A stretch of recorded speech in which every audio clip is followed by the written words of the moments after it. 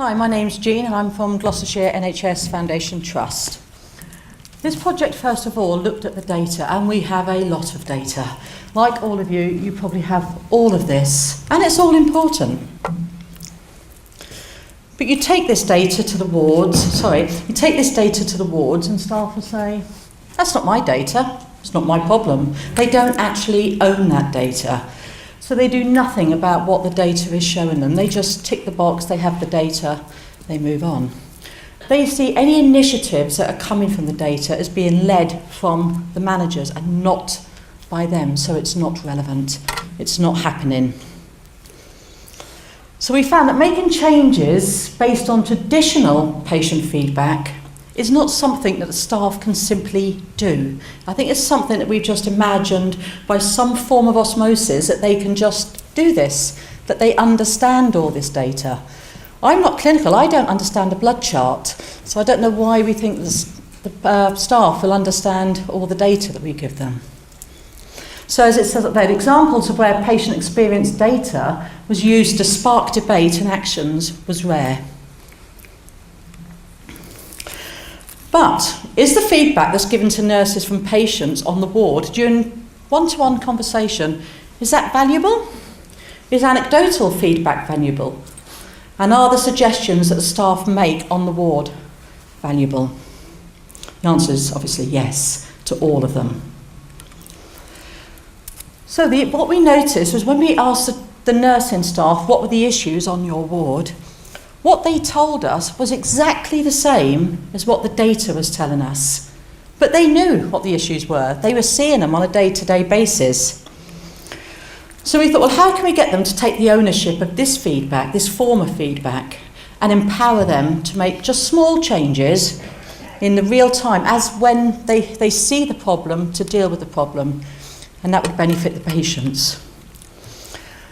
So I worked for the patient experience team, and we worked with the ward to get them to link our expertise. Mine is understanding the data, theirs is understanding their patients. So if we work together, we should come up with a solution to this.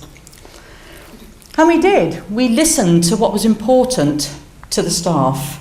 We heard their ideas about how to improve things on the ward. And how we did that was we used a post-it note board like this.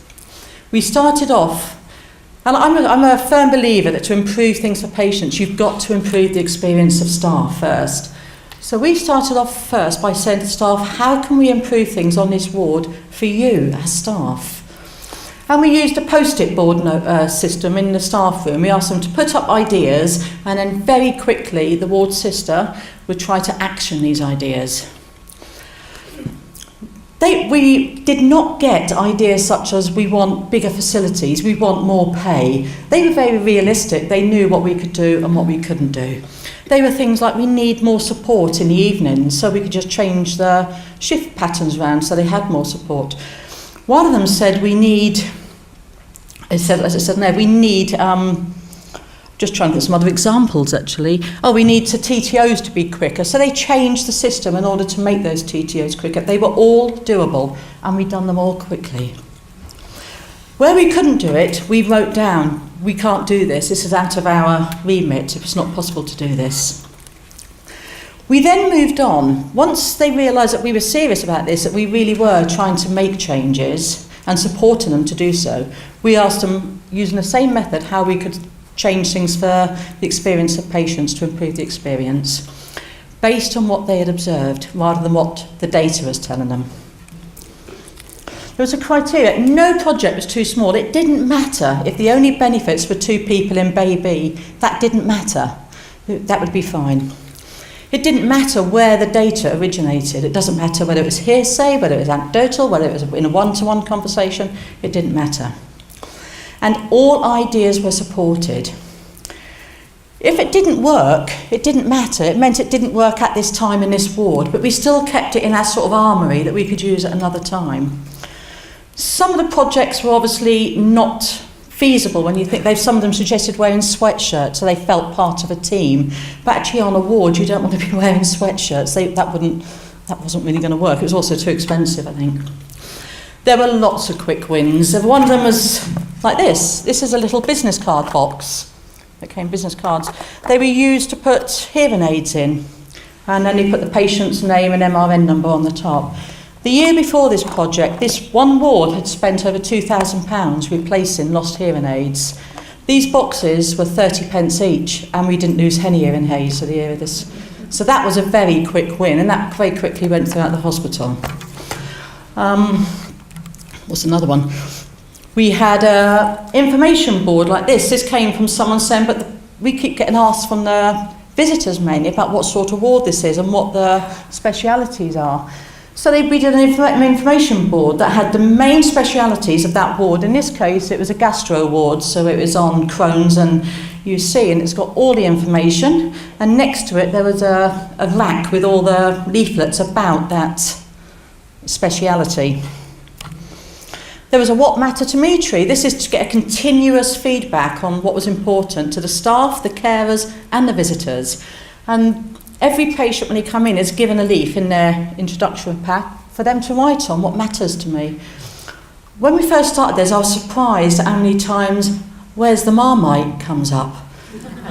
But apparently, a couple of years ago, the ward used to have Marmite as one of their beverages, and they don't have it now. But I mean, that was easily solved. We went out and bought a jar of Marmite. So there was quick wins for everybody. They started their own campaign, It's OK to Ask, and that was to sort of just get over that barrier of making sure the patients know that it's OK to ask me if you want to know what your medication's for when you're going home. It's absolutely fine. All the staff have badges, the same as the blue circle bit, and they all wear that badge. That's consultants all the way down to the nursing assistants as well.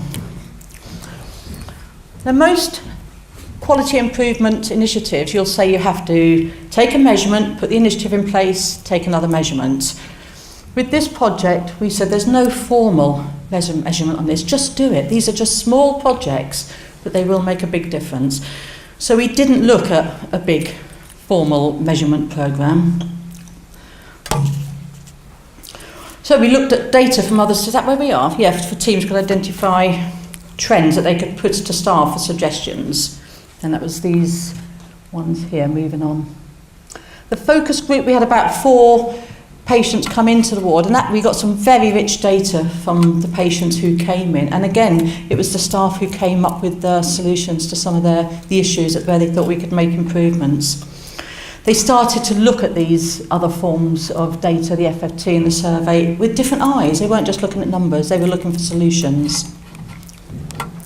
For the staff, this ward that we started this project on was a ward that had come through a very difficult time over a period of a year to 18 months with some very difficult patients that they had. They were coming up as red on a staff stress survey, and they weren't particularly working together at all. So this was a wonderful opportunity to them to bond. By the end of this project, they were feeling able to influence change because they could see that what they wanted to do, we were supporting them to do, and the results were there straight away. The ward on this staff, the staff on this ward, by the end of this project, actually wrote, produced and filmed 2 videos as training videos for the trust. We could never even have considered them doing that at the beginning of this project. Was it a good project? It was a very wonderful project, particularly for the staff. And as the staff grew more as a team, they stopped becoming the ward staff, they become the ward team. And the difference in patients' experience rose at the same level as what their morale was risen. Thank you. Thank you.